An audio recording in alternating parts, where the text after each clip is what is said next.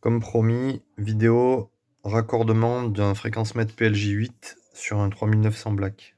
Donc le PLJ8, il est là.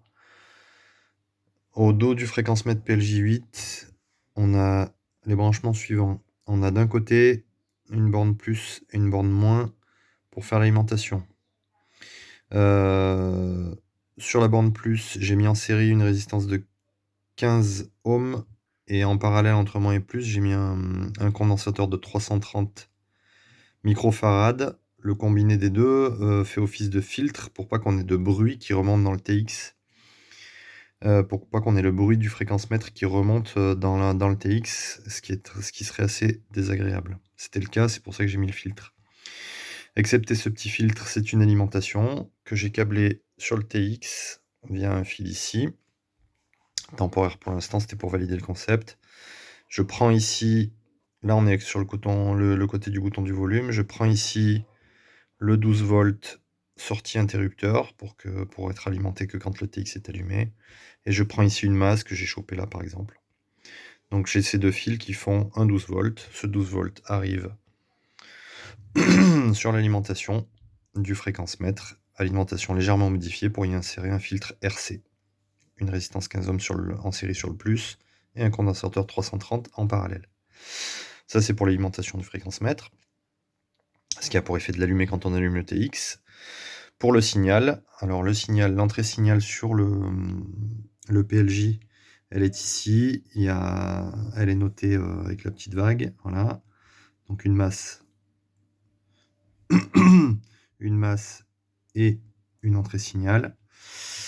Je viens chercher ces fils ici. Alors, c'est là que ça devient intéressant. Sur le 3900 Black d'origine, là, je vais essayer de vous donner un peu de contexte pour que vous puissiez trouver la position. Ici, là où j'ai branché, voilà. Ici, là où je me suis branché, c'est un emplacement qui est vide, tout simplement. Là, au bout, il y a un emplacement avec deux trous vides. Et juste à côté, il y a un emplacement vide où moi, je suis venu mettre un condensateur.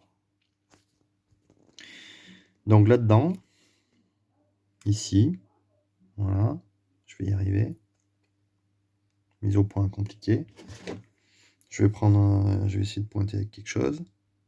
Là, ici, au bout du tournevis, là, il y a un condensateur de 15 picofarad. Donc là, on met un condensateur de 15 picofarad à un emplacement qui est jusqu'alors libre. Et juste à côté, on a la sortie du signal et une masse qui sont destinées à justement récupérer le signal. Alors en fait, visiblement, c'est les branchements standards sur la carte pour brancher les appareils qui sont équipés d'un fréquence-mètre. Donc on se récupère sur ça, on met le condensateur de 15 picofarad, on se branche la sortie signal et la masse juste derrière, et tout simplement on récupère le signal du fréquence-mètre. Voilà.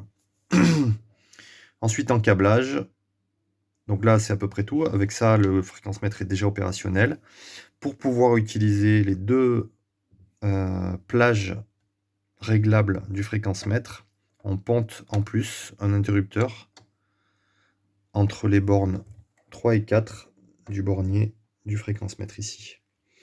Ça va permettre de basculer entre les deux fréquences réglables.